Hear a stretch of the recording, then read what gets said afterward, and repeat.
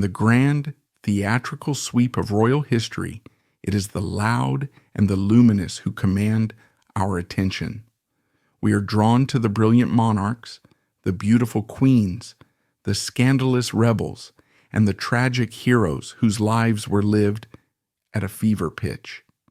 But history has a quieter, more subtle melody playing beneath the bombast, a story told in the lives of those who occupied the spaces in between. Today our story is about one such figure, Princess Louise, a woman who stood at the absolute epicenter of global power and prestige, yet whose deepest lifelong ambition was to become invisible. To understand the profound melancholy and fierce desire for privacy that would define her, we must first step into the gilded cage of her childhood, a world of dazzling privilege and suffocating love that was as enchanting as it was emotionally perilous. Our story begins in the heart of Victorian Britain, an era that we often imagine through a sepia-toned lens of strict morals, industrial smog, and the ever-present formidable figure of Queen Victoria herself. By the 1860s, the Queen had retreated into a deep, almost mythic state of widowhood following the death of her beloved Prince Albert. Her court was a somber, silent place, governed by rigid etiquette and draped in the metaphorical and literal creep of mourning. She was an empress, a matriarch, the grandmother of Europe. But she was also a ghost at the feast, a powerful absence who ruled from the secluded shadows of Windsor Castle and Osborne House. But while the Queen mourned, London danced, and the undisputed leaders of this vibrant, glittering otherworld were her son and daughter-in-law, Albert Edward, the Prince of Wales, and his wife, Princess Alexandra of Denmark. They were the sun and moon around which high society revolved. Their London home, Marlborough House, was not a place of quiet reflection. It was the nerve center of glamour, fashion, and high-stakes fun. This was the world into which Princess Louise Victoria Alexandra Dagmar was born on February 20th, 1867. She was a product of these two opposing forces, the grim, dutiful world of her grandmother, the Queen, and the dazzling, pleasure-seeking world of her parents, the future King and Queen. This fundamental contradiction would be the defining tension of her entire existence. To understand Louise, you must first understand her parents. Her father, Bertie, the Prince of Wales, was a man of immense appetites. He loved fine food, fine wine, fast horses, beautiful women, and good company, kept on a brutally tight leash by his parents as a young man, denied any real political responsibility. He had channeled his formidable energy into creating a life of sophisticated leisure. He was the ultimate man about town, the leader of a fashionable, often racy social circle known as the Marlborough House set. He was charming, affable, and possessed a natural diplomatic grace that his mother consistently underestimated. But he was also self-indulgent, and his numerous infidelities were an open secret, a source of constant gossip and occasional public scandal. Yet for all his flaws, Bertie possessed a deep well of affection, particularly for his daughters. He was a warm, demonstrative father, a comforting and indulgent presence in a world that could often be cold and formal. His wife and Louise's mother was Princess Alexandra, or Alex, a woman whose beauty was the stuff of legend throughout Europe. She was a Danish princess who had arrived in England to a rapturous welcome, her grace and style captivating the public. But behind the fairy tale facade was a woman of quiet complexities. An illness in her youth had left her with a creeping deafness, an affliction that isolated her in crowded rooms and contributed to a certain shyness and a tendency to withdraw into her family circle. This, combined with a deep-seated and entirely justified hatred of the Prussians, who had dismembered her Danish homeland, made her wary of the wider world of European politics. Her response was to turn inward, to pour all of her formidable love and energy into her children. But Alex's love was a complicated, all-consuming force. It was possessive, smothering, and aimed at keeping her children in a state of perpetual dependency. She saw them not as individuals who would grow up and leave her, but as extensions of herself, beloved companions, who would form a permanent bulwark against her loneliness and insecurity. She referred to them even as adults as her chickle chickens, and she resisted every milestone that signaled their independence. This maternal cocoon, woven from threads of genuine love and profound emotional need, would become the central challenge of her daughters' lives. It was warm and safe, but it was also a cage that limited their growth and prepared them poorly for the outside world. Louise was the eldest of the three daughters, sandwiched between two brothers, Prince Albert Victor, known as Eddie, and Prince George, the future George V. Eddie, the heir presumptive after his father, was a gentle but listless young man, plagued by ill health and a lack of intellectual vigor. His short life would be dogged by scandal and rumor. George was his opposite, robust, practical, and disciplined by a career in the Royal Navy. The two boys were the focus of dynastic hopes and received a structured, if challenging, education designed to prepare them for their future roles. For the girls, it was a different story entirely. Louise, her immediate younger sister Victoria, Toria, and the youngest, Maud, were raised as a single unit. They were the Whispering Wales Girls, a nickname that perfectly captured their collective character.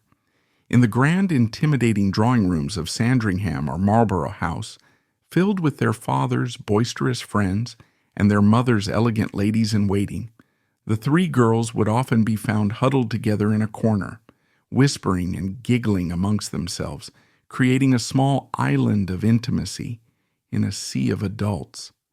Louise, as the senior sister, was the quiet anchor of this trio. From an early age, she was noted for her serious, almost solemn disposition. She was painfully shy, prone to blushing, and possessed a nervous temperament. Physically, she was considered the plainest of the sisters. While Toria inherited their mother's delicate features and Maud had a tomboyish charm, Louise was more unassuming. She lacked the dazzling beauty of her mother, a fact that must have been a quiet burden in an age that placed such a high premium on a woman's appearance, especially a royal one. This, combined with her innate reserve, meant she often faded into the background. She was the responsible one, the gentle peacemaker, the watchful older sister who felt the weight of her position even as a child. Toria, the middle sister, was more vivacious and possessed a sharper wit, but she was equally trapped by their mother's emotional grasp. She would, in the end, sacrifice her own chance at marriage and a family to become her mother's lifelong companion, a fate that Louise would narrowly escape. Maud, the youngest, was the most energetic and outgoing of the three, a lover of sport and the outdoors, whose spirit was the hardest to contain. The different paths these three sisters would eventually take, Louise into a private marriage, Toria into spinsterhood at her mother's side, and Maud onto a foreign throne as Queen of Norway, illuminate the limited and challenging choices available to them. Their education, or rather the lack of it, was a defining feature of their upbringing. Princess Alexandra, whose own schooling had been rudimentary, saw no value in rigorous academic training for her daughters. She believed that a princess's role was to be charming, accomplished in the feminine arts, and dutiful. As a result, the girls' lessons were famously haphazard. A series of governesses came and went, but the curriculum remained stubbornly superficial. They learned to speak French and German, to play the piano, to dance, and to master the fine art of royal deportment. But of history, literature, science, or politics, they were taught very little. Their world was deliberately kept small, their minds uncluttered by the complex issues of the day. This educational neglect, while typical for many aristocratic girls of the era, had a profound effect. It fostered their dependence on their mother and left them ill-equipped to engage confidently with the wider world. It reinforced Louise's natural insecurity, leaving her with a sense of her own inadequacy that she would carry for the rest of her life. Life for the Whispering Wales girls revolved around the seasonal rhythm of the royal calendar. There were summers at Osborne House on the Isle of Wight, where they would pay formal visits to their formidable grandmother, Queen Victoria. We can imagine the scene. The three shy girls in their starched dresses ushered into the Queen's presence, trying to make conversation with the tiny, intimidating woman in black, who was not just their grandmother, but the ruler of a quarter of the globe. Victoria was fond of her granddaughters, but she was also a keen observer, assessing their characters, their manners, and, most importantly, their suitability for the European marriage market. She frequently despaired at her daughter-in-law, Alex's handling of the girls, complaining in her letters about their shyness and their seeming lack of sophistication. She saw it as her dynastic duty to see them well married, and she viewed their sheltered upbringing as a direct impediment to that goal. But the true heart of their childhood was Sandringham, the sprawling estate in Norfolk that their father had purchased and developed. Sandringham was their sanctuary. It was a place of relative informality, where the rigid etiquette of the court could be relaxed. Here, the family cultivated an illusion of a simple country life, albeit one of extreme luxury. They rode ponies, went for long walks with their myriad of dogs, and enjoyed the chaotic, animal-filled menagerie their mother collected.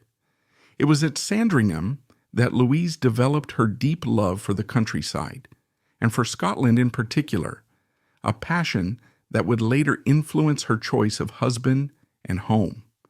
As Louise moved through her teenage years, however, the idyllic bubble of her childhood began to thin. She was no longer a little girl, but a young woman, a princess of the United Kingdom, and the pressures of her position began to mount. She was expected to take her place in society, to attend balls and state functions, all of which were an ordeal for someone of her timid disposition.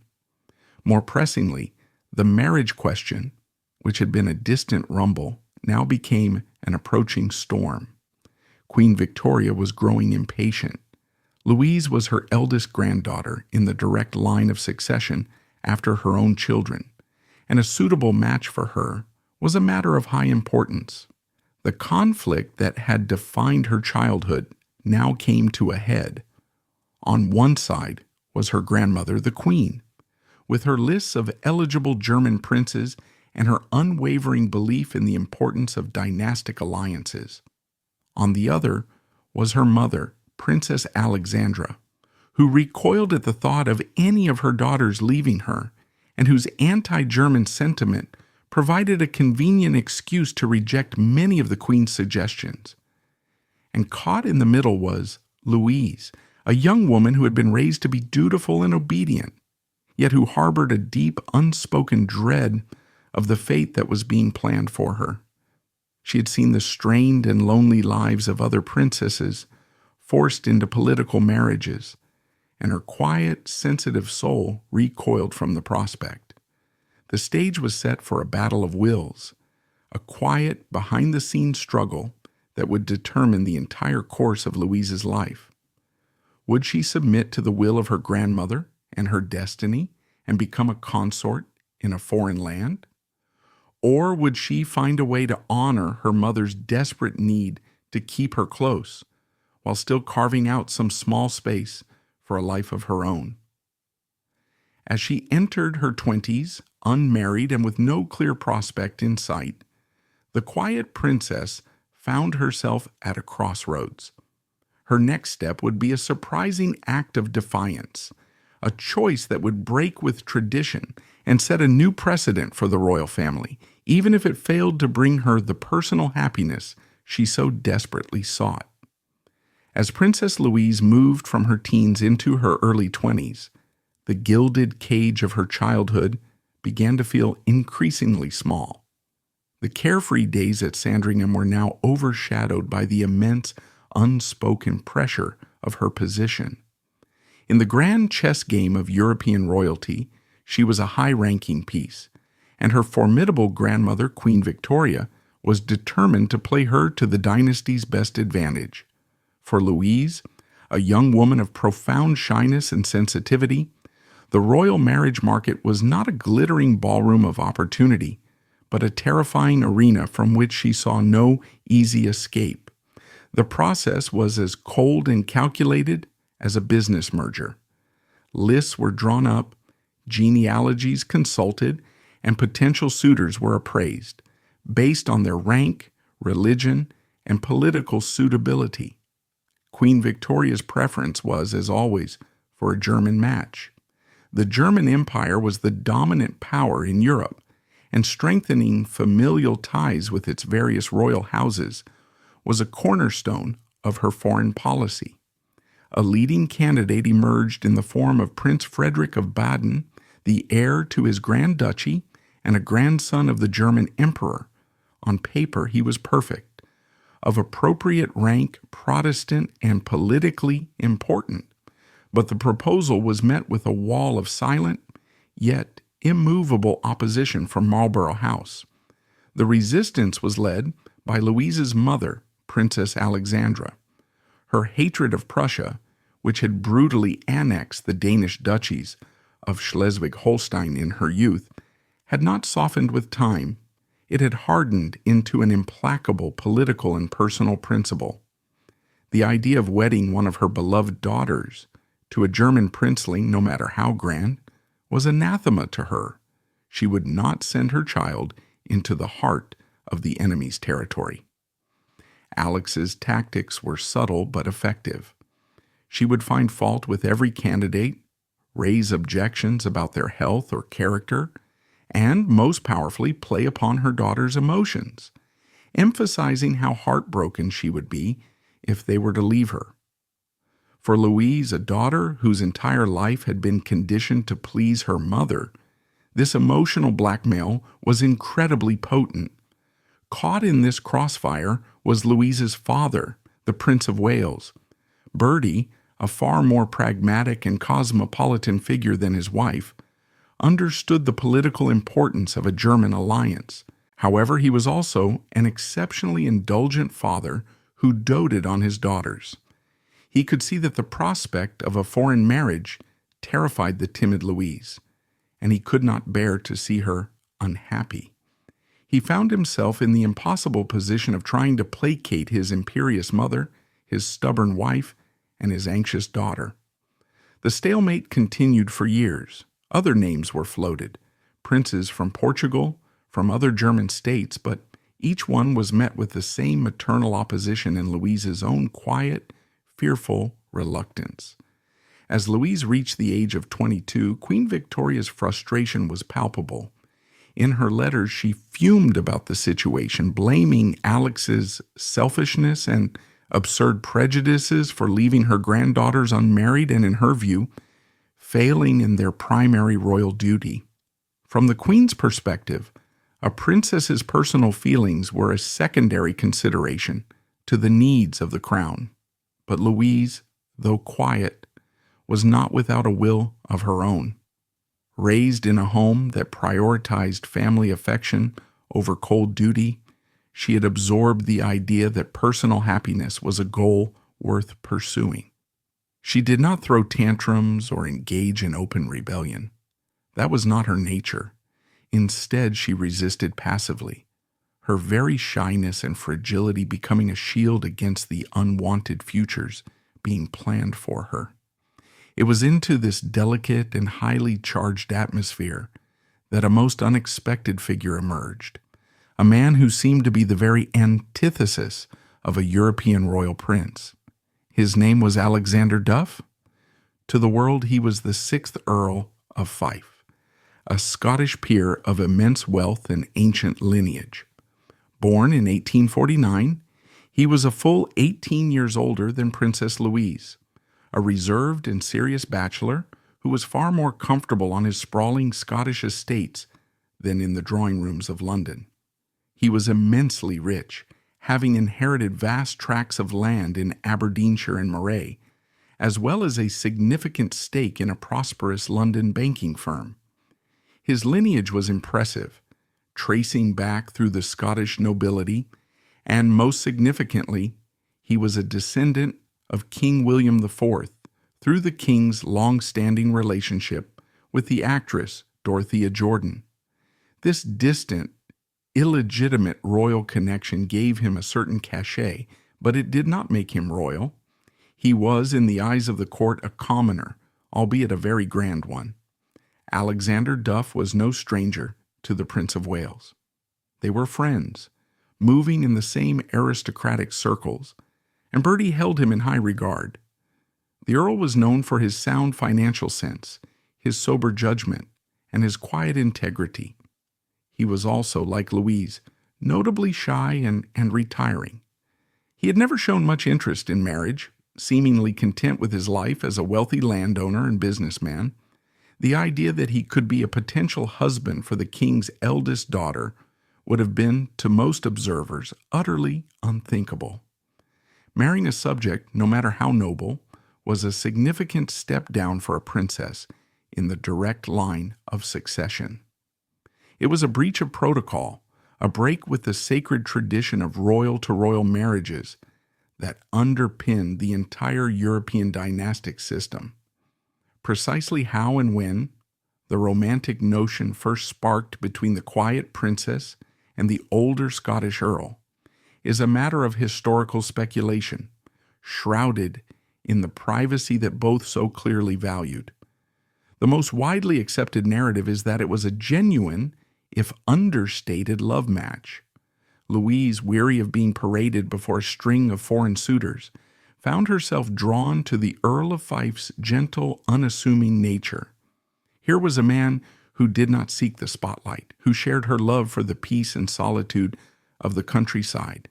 He offered a vision of a future that was radically different from the one her grandmother envisioned, a life as the mistress of a Scottish estate rather than a consort in a German court, a life lived in her own country, close to her family, and shielded from the relentless glare of public duty. For a young woman of her temperament, this was an incredibly seductive prospect. The Prince of Wales, seeing a potential solution that would make his beloved daughter happy, began to actively champion the match. He invited the Earl of Fife to family gatherings at Sandringham and encouraged the quiet courtship. Here, the more cynical interpretation of events comes into play. Was it truly a grand romance or a masterful piece of family problem-solving? For Princess Alexandra, the Earl of Fife was the perfect candidate for entirely different reasons. He was British, which satisfied her primary condition of not letting Louise leave the country. He was wealthy enough to support her in royal style, and his reserved nature meant that he would not demand much of his wife in the way of public appearances, allowing Louise to remain within her mother's orbit. He was the ideal son-in-law for a woman who did not really want a son-in-law at all. It is likely that the truth contains elements of both scenarios. Louise probably did develop a genuine and deep affection for Alexander, seeing him as a kind and stable refuge from the pressures of her life. And her parents undoubtedly saw him as a convenient and highly desirable solution to a vexing family problem. What is certain is that by 1889, the couple had reached a private understanding. The primary obstacle remaining was the formidable Queen Victoria. Bertie took it upon himself to broach the subject with his mother, carefully presenting the case. He emphasized Louise's delicate and nervous disposition, arguing that she would be miserable in a foreign court and that her happiness was paramount. He highlighted the Earl's sterling character, his immense wealth, and his unimpeachable loyalty to the crown. Victoria was, initially, deeply reluctant. The precedent troubled her greatly. In a letter, she worried about the lowering effect of such a match and the difficulty of a princess being in subjection to a subject. However, she was also a shrewd observer of her family's characters. She knew her granddaughter was not suited to the rigors of being a high-profile royal consort. She had seen how unhappy other politically motivated marriages had made members of her family. After much consideration and perhaps worn down by her son's persistence, the Queen pragmatically relented. Her love for her granddaughter ultimately outweighed her attachment to protocol. Having given her consent, Victoria moved to solve the problem of rank. If her granddaughter was to marry a subject, she would ensure he was the grandest subject in the land. On the announcement of the engagement, the Queen elevated the Earl of Fife to a new higher rank in the peerage. 2 days before the wedding, she went a step further. In a remarkable sign of favor, she created Alexander Duff the first Duke of Fife and Marquis of Macduff. This was no ordinary dukedom. It placed him at the pinnacle of the British aristocracy, his rank second only to members of the royal family itself. It was a clear signal to the world that this was no ordinary marriage and that the groom, while not royal, had the monarch's absolute stamp of approval. The wedding took place on July 27th, 1889. In keeping with the couple's desire for privacy, it was not a grand state occasion at Westminster Abbey, but an intimate ceremony in the private chapel of Buckingham Palace. The event was a family affair, attended by the Queen, the bride's parents, and a small circle of relatives and close friends. Louise was, by all accounts, a calm and radiant bride. She had done the impossible. The quiet, whispering princess had faced down centuries of royal tradition, navigated the complex emotional currents of her family, and had won the future she desired. As she stood at the altar beside her new husband, the Duke of Fife, she was no longer just a pawn in a dynastic game. She was a woman who had, in her own quiet way, taken control of her own destiny. The public reaction was overwhelmingly positive. The press and the people were charmed by the narrative of a princess choosing love over duty, of royalty embracing a member of the British aristocracy. It felt modern, romantic, and patriotic. But as the new Duke and Duchess of Fife embarked on their honeymoon and began their married life, the expectation shifted. Louise had won her private life, but she had not escaped her royal duties entirely. The most profound of these duties was now her primary focus: to provide an heir, a son to inherit the brand new dukedom and secure the future of the family line she had just fought so hard to create. The shy princess had become a duchess, but her greatest and most heartbreaking challenges were yet to come. Following their intimate wedding at Buckingham Palace, Princess Louise and her new husband, Alexander Duff, the newly minted Duke of Fife, embarked on a life that was, by design, a world away from the relentless public scrutiny and rigid protocol that defined mainstream royal existence. They became masters of a carefully curated privacy, constructing a life that balanced the unavoidable duties of their rank with their shared preference for seclusion. Their time was divided between their London residence, a stately mansion on Portman Square, and, more importantly to them, the vast wild expanses of their Scottish estates. It was in Scotland, at Mar Lodge, a grand sporting lodge nestled in the heart of the Cairngorms, that the Duchess truly found her sanctuary.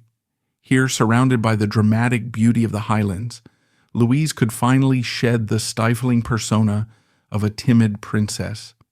She was the Duchess of Fife, the chatelaine of a magnificent estate, and she embraced the role with a quiet passion. The crisp Scottish air seemed to suit her temperament far better than the hothouse atmosphere of London society. She developed a deep and abiding love for the country life, becoming an accomplished angler, known for her patience and skill at salmon fishing on the River Dee. This image of the Princess Royal, clad in tweed and standing contentedly by a rushing river, is perhaps the most authentic glimpse we have of the woman behind the royal mask. It was a life of simple, aristocratic pleasures, long walks, picnics on the heather-strewn hills, and cozy evenings by the fire. She had, it seemed, successfully traded a life of royal ceremony for one of landed tranquility. However, the shadow of dynastic duty still loomed large. Having married the princess, the Duke of Fife had fulfilled his part of the bargain. Now it was Louise's turn. The primary, inescapable duty of any aristocratic wife, and especially a royal one, was to produce a male heir. The brand new Dukedom of Fife, created specifically for their marriage, had been established with the standard succession rules, meaning it could only be passed down to a son. The future of the Duff lineage and the continuation of this grand new title rested entirely on her. The pressure, both from the family and the public, was immense. Every month that passed without news of a pregnancy would have been a source of quiet anxiety. Finally, in the autumn of 1889, the palace was able to make a happy announcement. The Duchess of Fife was expecting her first child. The news was greeted with excitement and anticipation.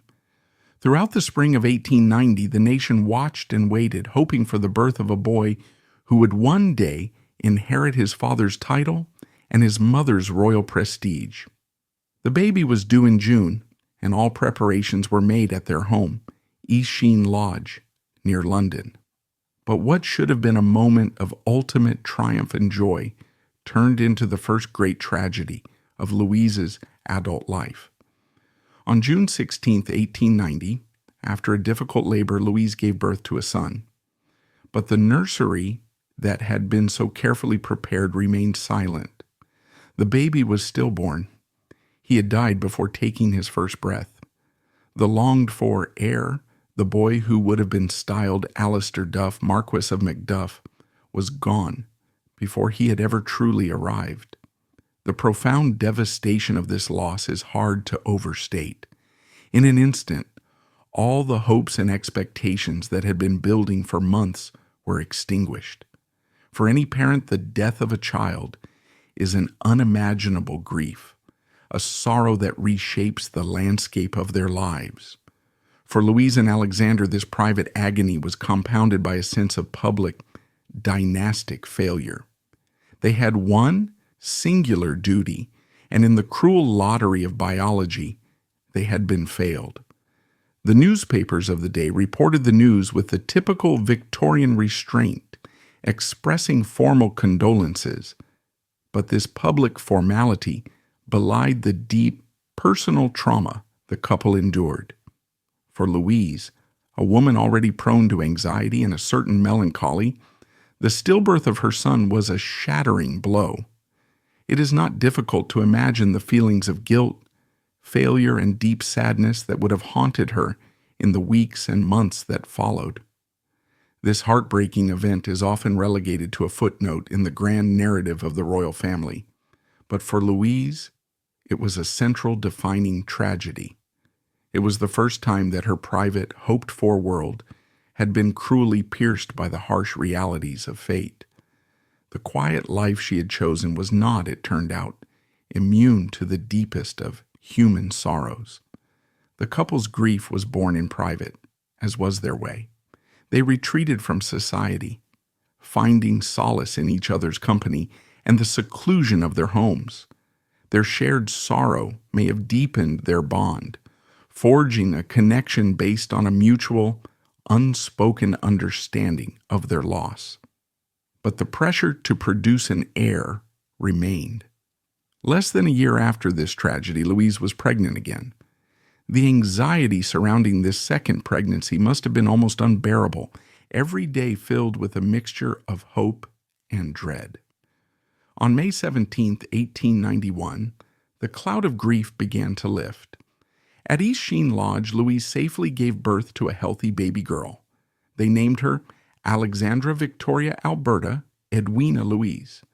As the daughter of a duke, she was styled Lady Alexandra Duff. While she was not the male heir the couple in the country had hoped for, her safe arrival was a source of immense joy and relief. She was a beautiful, healthy child, and Louise immediately poured all of her maternal love and affection onto her. 2 years later, on April 3, 1893, a second daughter, Maud Alexandra Victoria Georgina Bertha, was born. Lady Maud Duff completed their family. Louise was now the devoted mother of 2 girls, and she embraced the role with her entire being. She had found her true calling, not as a public figure, but as a mother. She raised her daughters in a manner remarkably similar to her own upbringing, but with one key difference. She was determined to shield them even more completely from the pressures of royal life. The family settled into a comfortable, if secluded, routine. Their life was a quiet tapestry woven between London and Scotland. While they attended the major state occasions as required, royal weddings, funerals, and coronations, they largely avoided the day-to-day social whirl of the court. Louise had no interest in being a society hostess or a patron of numerous charities.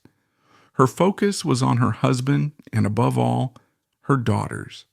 They were her world. She supervised their education, which, like her own, was light on academics and heavy on feminine accomplishments. She protected them fiercely, creating a sheltered, intensely private world for them at Mar Lodge, a world of ponies, pets, and outdoor pursuits. This deliberate retreat from the public eye was a source of ongoing frustration for some members of the royal family, particularly her grandmother. Queen Victoria, while pleased that Louise was happily settled, still expected her to perform her duties. She saw Louise's intense privacy as a dereliction of that duty, a shirking of the responsibilities that came with her exalted rank. But Louise, supported by her husband, held her ground. She had not married a British duke only to be forced into the same life of endless ceremony she would have faced in a German court. She had made her choice, and she was determined to live by it. A significant change in her status came with the death of Queen Victoria in January 1901. Louise's beloved father, Bertie, finally ascended the throne as King Edward VII. As the eldest daughter of the new sovereign, Louise's position within the royal family was immediately and significantly elevated. While the direct line of succession passed through her younger brother George and his children, her seniority as the monarch's firstborn daughter was undeniable. This was formally recognized by her father in 1905 on his birthday. He bestowed upon her the highest and most ancient honor available to the daughter of a monarch. He created her Princess Royal. The title, which is held for life, is one of great prestige and is only ever given to the monarch's eldest daughter. Louise was only the 6th princess to hold this title. It was a profound symbol of her father's love and a formal acknowledgement of her place at the very pinnacle of the royal hierarchy. She was now Her Royal Highness the Princess Royal. Yet this grand elevation did little to change her day-to-day life. She was a Princess Royal who had no intention of being a public princess. The title was an honor she accepted with dignity, but it was not a role she intended to perform in the way her predecessors had. Around the time of her father's accession, the king also took steps to address a peculiar issue of succession that directly affected Louise's family. As the dukedom of Fife had been created with the standard remainder to heirs male of his body, and Louise and Alexander had only daughters, the title was on a path to extinction. Upon the duke's death, their daughter Alexandra would inherit his vast estates and wealth, but not his primary title. For the Prince of Wales, the future King Edward VII, a man deeply concerned with the status of his family, this was an unsatisfactory situation. Therefore, in 1900, even before he became king, he had persuaded his mother, Queen Victoria, to issue new letters patent for the dukedom of Fife. This second creation came with a unique special remainder. It stipulated that in the absence of a male heir, the title of Duke of Fife and the secondary title of Earl of Macduff could pass to the daughters of the first duke in order of seniority, and then subsequently to their male heirs.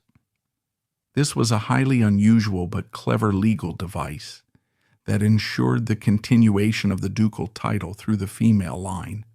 It was a testament to the Prince of Wales's deep affection for his daughter and his determination to secure her children's future. Now, upon her father's death, Lady Alexandra Duff would not just be a wealthy heiress, she would become the Duchess of Fife in her own right. Despite these honors and the clear favor of her father, the king, whispers about the state of her marriage continued to circulate in society. While the union was outwardly serene and entirely without scandal, it was perceived by many as lacking in warmth. The Duke of Fife was a good man, a devoted father, and a responsible landowner, but he was also famously austere, reserved, and known to be extremely careful with his money. He and Louise shared a love of privacy and a devotion to their daughters, but they seemed to inhabit parallel worlds.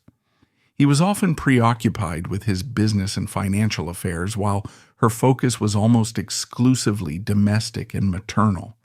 It appeared to be a partnership of quiet companionship rather than passionate romance. For Louise, who had fled the prospect of a cold political marriage, it was perhaps a bittersweet irony that she had found a union that was safe, respectable, but emotionally muted.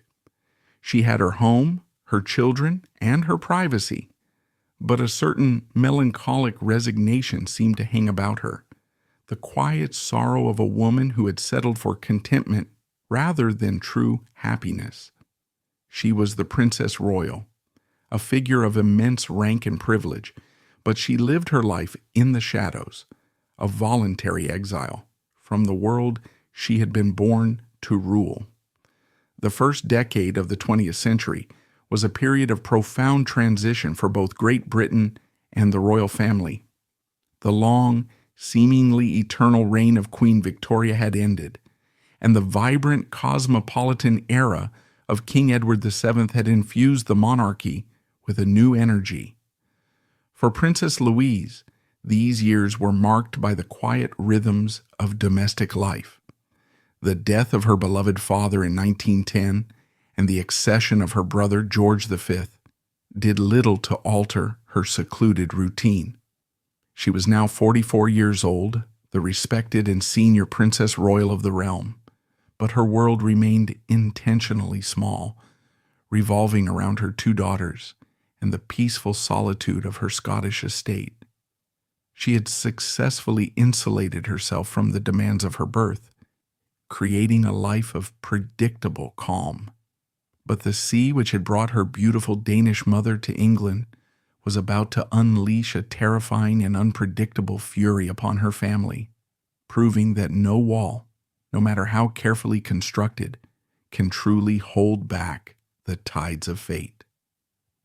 In the late autumn of 1911, the Duke and Duchess of Fife, along with their two daughters, decided to embark on a family holiday.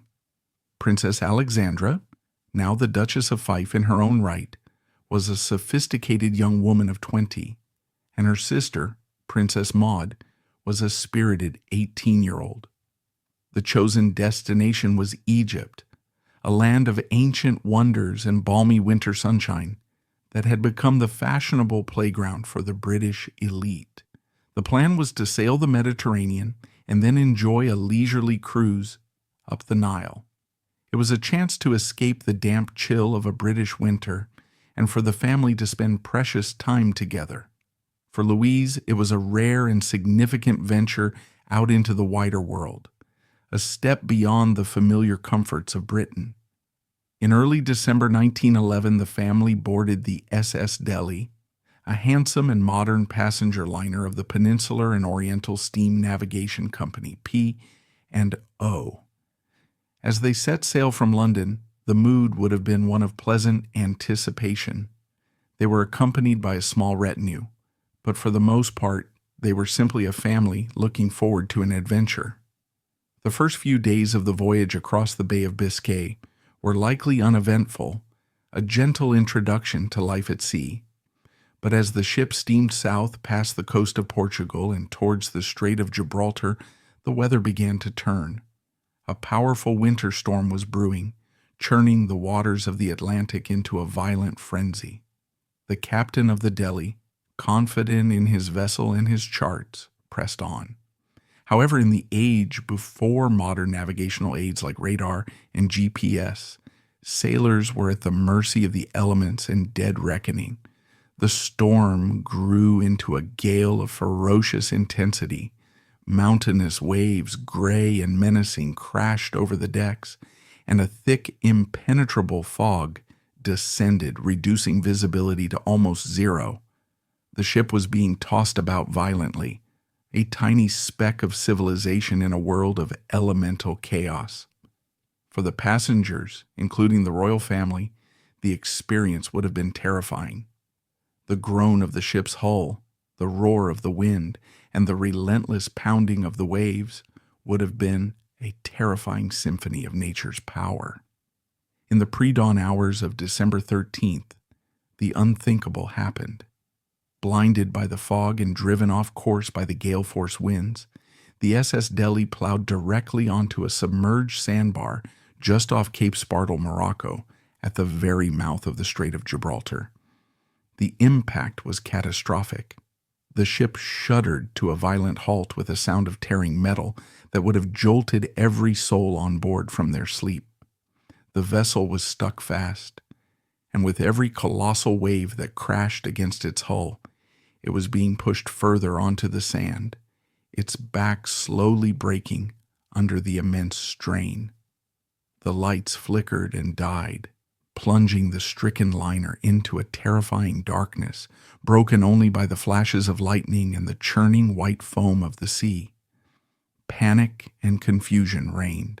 The ship began to list heavily, and it was clear to the captain and crew that she was breaking apart and would soon be completely swamped.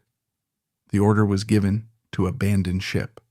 For Louise and her family, this was a moment of pure terror. All the certainties of their privileged world, the deference, the security, the order, vanished in an instant. They were now in a primal struggle for survival, their lives dependent on the bravery of the crew and the whims of the raging sea. The launching of the lifeboats was a desperate and perilous operation. Crewmen struggled on the steeply angled and slippery decks, battling the wind and waves to lower the small boats into the violent water. The royal family was hurried to their designated lifeboat. We can only imagine Louise's state of mind, her innate anxiety now amplified into sheer terror, her primary instinct being the fierce, primal need to protect her two daughters. They were bundled into the open boat and lowered into the churning chaos. Their ordeal was far from over. It had just begun. The small lifeboat was at the complete mercy of the storm.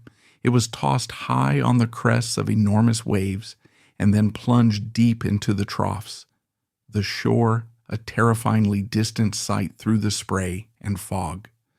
The water was brutally cold, and with every wave that broke over the side, they were soaked to the skin, their fine clothes offering no protection. The journey to the shore, though likely less than a mile, would have felt like an eternity, every second fraught with the possibility of the boat being capsized and its occupants thrown into the deadly surf. Accounts from the time tell of the bravery of the officers and crew of the Delhi, as well as the heroic assistance of British and French naval vessels that rushed to the scene. But for those in the lifeboats, it was a solitary battle. As their boat neared the shore, a massive wave caught it, swamping it and throwing its occupants into the powerful undertow. Now the final desperate struggle was to wade and crawl through the breaking surf to the relative safety of the beach. Exhausted, terrified, and numb with cold, the Princess Royal, the Duke of a Scottish dynasty, and their 2 daughters, granddaughters of a king, stumbled ashore like any other shipwrecked souls. They had survived, but they had lost everything. Their entire collection of luggage, which included priceless jewels, elaborate wardrobes, and personal effects, was now at the bottom of the sea. They were left with nothing but the soaked clothes on their backs. All the trappings and symbols of their immense wealth and status had been stripped away, rendered meaningless by the power of the ocean. Huddled on that remote Moroccan beach, they were simply a family, grateful to be alive but profoundly shaken and traumatized.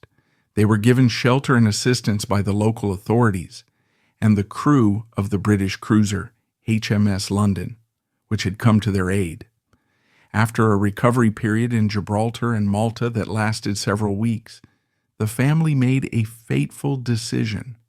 They chose not to abandon their trip entirely and arranged passage on another vessel to continue to Egypt, hoping that the warm, dry climate would help them recover from their ordeal, both physically and mentally. It was a decision that would have tragic and irreversible consequences. They arrived in Egypt in early January 1912. The terrifying memory of the shipwreck still fresh in their minds, but the physical toll of the ordeal, particularly on the 62-year-old Duke of Fife, was greater than anyone understood. He had been thoroughly chilled during the hours spent in the open lifeboat and the icy water. He complained of feeling unwell, and his strength never seemed to fully return. While in Aswan, he contracted a severe case of pleurisy, a painful inflammation of the lining of the lungs. The doctors who attended him were clear in their diagnosis.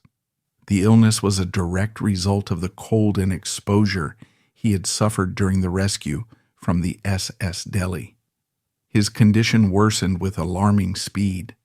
The man who had survived the full fury of an Atlantic storm was now losing a battle against an infection in a quiet, sun-drenched Egyptian hotel room. For weeks, Louise sat at his bedside, watching helplessly as the life ebbed away from her husband of 22 years. On January 29, 1912, just 6 weeks after the shipwreck, Alexander Duff, the first Duke of Fife, succumbed to his illness. The quiet, reserved Scottish nobleman who had provided Louise with an escape from the pressures of royal life was gone. The double blow of the trauma was almost unimaginable. She had faced her own mortality in a terrifying shipwreck, only to be widowed as a direct consequence of that same event. The holiday that was meant to be a restorative family adventure had ended in utter tragedy. In accordance with the special remainder granted by her grandfather, King Edward VII, her eldest daughter Alexandra immediately succeeded her father, becoming Her Grace the Duchess of Fife in her own right. Louise returned to England a profoundly changed woman. She was no longer just the reclusive Princess Royal. She was the tragic, widowed Princess Royal. The shipwreck and her husband's death became the ultimate, unassailable justification for a complete and total withdrawal from public life. The world, she must have felt, was a dangerous and unpredictable place, and her carefully constructed shield of privacy had been violently torn apart. The trauma of these events would now become the defining feature of her existence, sending her ever deeper into the shadows she had always sought. Her quiet life was now over, replaced by a life of mourning, and the melancholy that had always been a part of her character now became its dominant theme. The return of the Princess Royal to England in the spring of 1912 was a somber affair. The woman who had left just a few months earlier, a wife and mother embarking on a family holiday, came back a widow, her life irrevocably fractured by trauma and loss. The shipwreck of the SS Delhi had been a public spectacle, a dramatic news story that had captivated the nation. Her husband's subsequent death in Egypt had transformed the dramatic tale into a profound tragedy. Louise, who had spent more than 2 decades carefully constructing a life in the shadows, was now thrust into the spotlight in the one role she had never sought, that of the tragic heroine. This unwanted attention, however, only strengthened her resolve to disappear. The ordeal became the final unbreachable wall of her fortress of solitude. She was now Her Royal Highness, the Princess Royal, the Dowager Duchess of Fife. At the age of 45, she entered a state of deep and permanent mourning, not just for her husband, but for the quiet, predictable life they had built together. She immediately retreated from any semblance of a public role. Her London home on Portman Square and, more importantly, the vast, secluded estate of Mar Lodge in Scotland became her sanctuaries. The outside world, with its relentless demands and unpredictable dangers, was to be kept at arm's length. She had faced its fury and paid an unbearable price. She would not risk it again. Her withdrawal was total and uncompromising. While she was by rank one of the most senior ladies in the kingdom after her sister-in-law, Queen Mary, she was for all intents and purposes invisible. She resigned from her few patronages and politely but firmly declined all invitations to the endless rounds of social and charitable events that were the lifeblood of the aristocracy. Her days were now governed by a quiet, unvarying routine. At Mar Lodge, she found a measure of peace in the familiar rhythms of the countryside. She continued to find solace in fishing, spending long meditative hours on the banks of the River Dee. She supervised her estates, managed her households, and immersed herself in the small, contained world she could control. The psychological toll of the shipwreck and her widowhood was immense and lasting. While the term post-traumatic stress disorder did not exist in the early 20th century, it is almost certain that she suffered from it. Her innate anxiety and nervous disposition were now magnified by the memory of the ordeal. This likely manifested in the eccentricities and health concerns that came to define her later years. She became famously preoccupied with her health, developing a reputation as a chronic hypochondriac. Every minor ailment was a source of great anxiety. This was not simply the quirk of a privileged woman. It was the understandable reaction of someone who had witnessed firsthand how quickly life could be extinguished, how fragile the human body was in the face of violent forces. Her home became a sterile environment, her routines governed by a desire to ward off any potential illness or danger. Her primary focus and her greatest remaining joy was her 2 daughters. Alexandra, now the second Duchess of Fife in her own right, and Maud had not only survived the shipwreck alongside their mother, but they had also lost their beloved father. The shared trauma forged an unbreakable bond between the 3 women. Louise, who had always been a protective mother, now became fiercely so. Her main objective was to see her daughters securely and, above all, happily married, and to allow them the freedom of choice that she herself had fought for. In this she was remarkably successful, and her daughters' marriages stand as a testament to her quiet but firm influence. In October 1913, just over a year and a half after her father's death, Alexandra, the Duchess of Fife, married Prince Arthur of Connaught at the Chapel Royal St. James's Palace. The groom was a grandson of Queen Victoria and a first cousin of King George V, a thoroughly suitable and royal match. For Louise, the wedding must have been a profoundly bittersweet occasion. It was a moment of immense pride and happiness for her daughter, but it took place under the shadow of her husband's absence. The marriage secured her daughter's position at the very heart of the British royal family. Yet it also adhered to the family's tradition of valuing personal affection. It was known to be a genuine love match. A decade later, her younger daughter Maud made a choice that was even more reflective of Louise's own values. In November 1923, Maud married Lord Carnegie, the heir to the Scottish Earl of Southesk. It was a marriage not to a prince, but to a nobleman, mirroring Louise's own choice a generation earlier. But Maud and her husband took this desire for a private life a step further. Upon her marriage, and with the full support of her mother and the permission of her uncle, King George V, Maud made the extraordinary decision to voluntarily relinquish the use of her title, Her Highness Princess Maud. She chose instead to be known by her husband's rank as Lady Carnegie. This was a radical step for a granddaughter of a monarch, a clear and public declaration that she valued the anonymity of an aristocratic life over the obligations of a royal one. This decision was Louise's philosophy made manifest. She had successfully passed on her most deeply held conviction to her child, that true happiness was to be found not in a title, but in freedom from the burdens that title imposed. As her daughters built their own lives and families, Louise's own world grew smaller and quieter. She lived through a period of cataclysmic change, the horrors of the First World War, the collapse of the Russian, German, and Austrian empires that swept away so many of her relatives, the Roaring Twenties, and the Great Depression.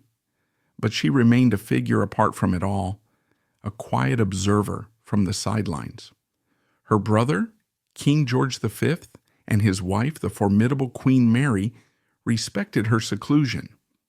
They understood that their sister and sister-in-law was, in her own way, a casualty of a different kind of war, a war against fate and memory. They did not pressure her to perform duties, and their correspondence, while dutiful, reflects a respectful distance. She was the family's resident ghost, a presence who was loved and acknowledged, but who existed in a different, more shadowed realm. Her rare public appearances were moments of great curiosity. At the funeral of her mother, Queen Alexandra, in 1925, or at the wedding of her nephew, the Duke of York, the future King George VI. In 1923, she would emerge, a stately figure draped in the fashions of a bygone era, her face etched with a permanent, gentle sadness. She looked like what she was, a living relic of the Edwardian age, a reminder of a world that had vanished forever. By the late 1920s, her health, which had been a source of constant anxiety, began to genuinely fail. She was increasingly confined to her London home, cared for by a small team of devoted staff. Her life drew to a close as quietly as she had lived it.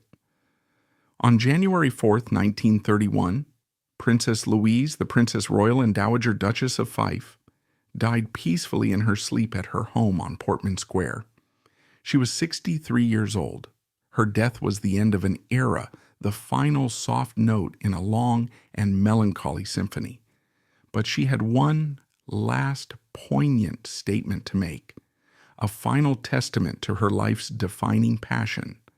Her will contained specific instructions for her burial. She was not to be interred in the grand royal vault at St. George's Chapel, Windsor, the traditional resting place of kings, queens, and their children. Instead, she asked to be laid to rest in the small private chapel at Mar Lodge, in the heart of her beloved Scottish Highlands. She wished to lie for eternity beside her husband, Alexander, and poignantly near the grave of the stillborn son she had lost 4 decades earlier. Her 2 daughters dutifully carried out her final wish. In a quiet ceremony, her remains were moved to the place where she had found her greatest peace. In death, as in life, she chose her private family sanctuary over the public grandeur of the crown. The legacy of Princess Louise is not written in the grand annals of statecraft or in the headlines of history. It is a more subtle, more personal legacy. She was a quiet pioneer, a transitional figure who gently pushed the boundaries of what was possible for a royal woman. Her marriage was a crucial step in the evolution of the monarchy, demonstrating that a British princess could find a fulfilling life within her own country, paving the way for the greater marital freedoms of future generations. Her life stands as a powerful counter-narrative to the fairy tale myth of princesshood, revealing the profound human cost that can accompany a life of immense privilege. Ultimately, the story of Princess Louise is one of quiet, dignified resilience. She was a woman born into the most public family on earth, yet she dedicated her life to the pursuit of privacy. She faced unimaginable tragedy, the loss of a child, the terror of a shipwreck, the death of her husband, with a stoicism and grace that were the hallmarks of her era. Her story is a poignant reminder that a crown is no shield against heartbreak, and that behind the magnificent facades of palaces live human beings with the same fears, sorrows, and simple desires as the rest of us. She may be the forgotten princess, but in her steadfast, lifelong search for peace, she tells us a profound and timeless story about the enduring human spirit and the quiet triumph of a life lived on one's own terms.